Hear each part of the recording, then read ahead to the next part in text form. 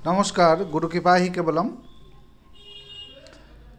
आज के আপনাদের কাছে মুখ রাশি ময় দীর্ঘ ক মুখ রাশি অর্থাৎ বোবা বোবা রাশি সম্পর্কে কিছু বলার চেষ্টা করছি।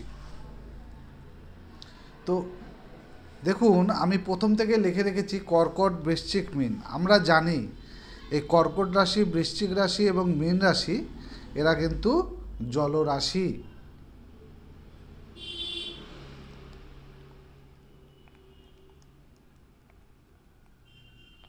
জলরাশি তাহলে এই জলরাশিগুলোই আবার কি বলা হয়েছে? ফলদায়ী রাশি। এর আগে আমরা পড়েছি ফলদায়ী রাশি এগুলোকে বলা হয়, অর্থাৎ কর্কট, বৃশ্চিক, মীনে ফলদায়ী রাশি। কোনো শুভভাব এখানে থাকলে বা শুভভাবের অধিপতি থাকলে আমরা ভালো ফল পাই।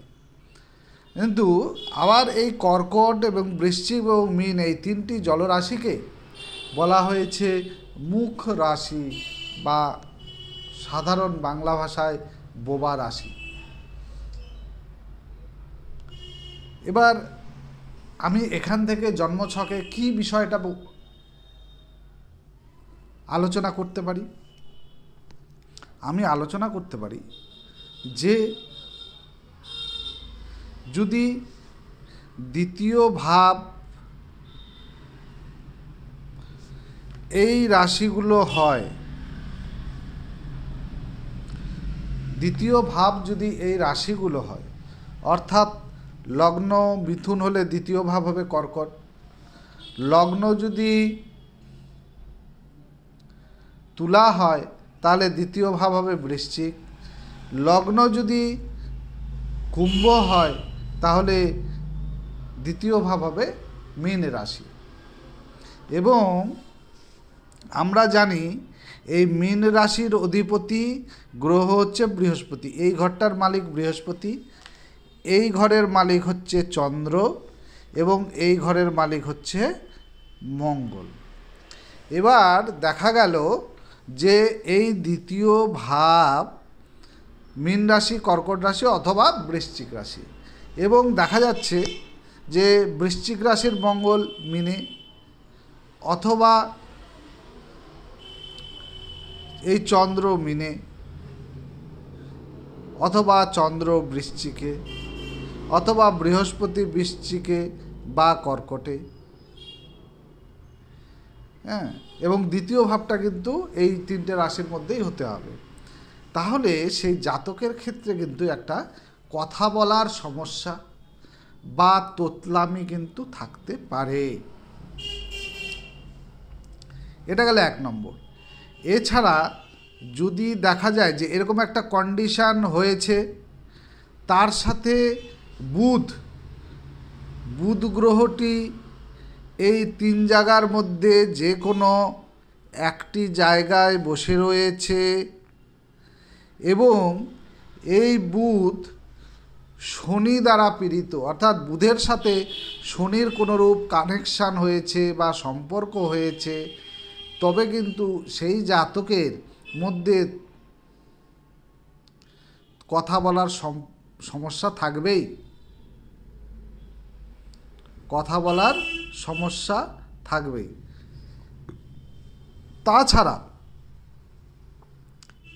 এবার এই বুধ আর মঙ্গল যদি এইভাবে বসে থাকে, ধরুন বৃশ্চিকে মঙ্গল এবং বুধ বসে রয়েছে, দ্বিতীয় ভাব বৃশ্চিক রাশি, তাহলে এই জাতকের মধ্যে এমন একটা হবে বাচাল প্রকৃতির হবে এবং কথা এত তাড়াতাড়ি বলবে, এত বেশি কথা বলবে যে এর বেশিরভাগ কথা আপনারা বুঝতেই পারবেন না। তাহলে আমাদের এইটুকু ব্যাপার থেকে একটা মানুষের কিন্তু অনেক কিছু বিষয় আমরা জেনে যেতে পারলাম। এছাড়া আরেকটা বিষয় আছে যে ষষ্ঠপতি গ্রহ, এটা যদি দ্বিতীয় ভাব হয়, এটা তৃতীয়, এটা ধরুন লগ্ন, তাহলে 1 2 3 4 5 6 এই ষষ্ঠপতি গ্রহ মঙ্গল, ষষ্ঠপতি গ্রহ মঙ্গল যদি এই 3টা রাশির মধ্যে যে কোনো একটা রাশিতে থাকে এবং কোনো অশুভ গ্রহ দ্বারা পীড়িত হয়, তবে কিন্তু সেই জাতক বা জাতিকা কিন্তু একটা কথা বলার সমস্যা তাদের থাকবে।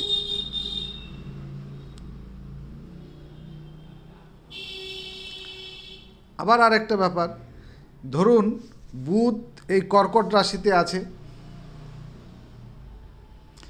এবং চন্দ্র এখানে বসে রয়েছে সামনাসামনি সপ্তমে, এই ঘরের সপ্তম ঘর এই ঘর, কারণ 1 2 3 4 5 6 7, অথবা ধরুন বুধ এখানে বসে রয়েছে,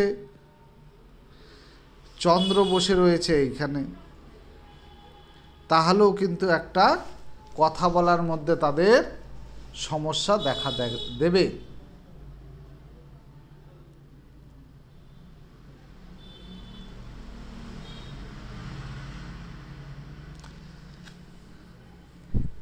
এবার আরেকটা সূত্র বলি,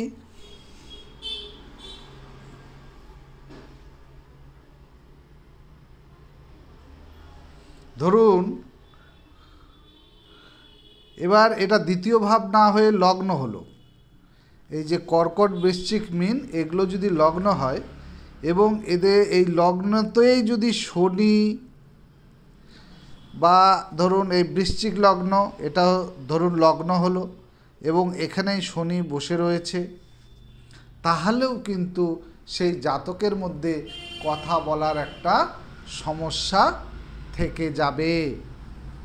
তো এই মুখ রাশি কর্কট বৃশ্চিক মীন থেকে আমরা এইটা প্রেডিকশন কিন্তু করতে পারি।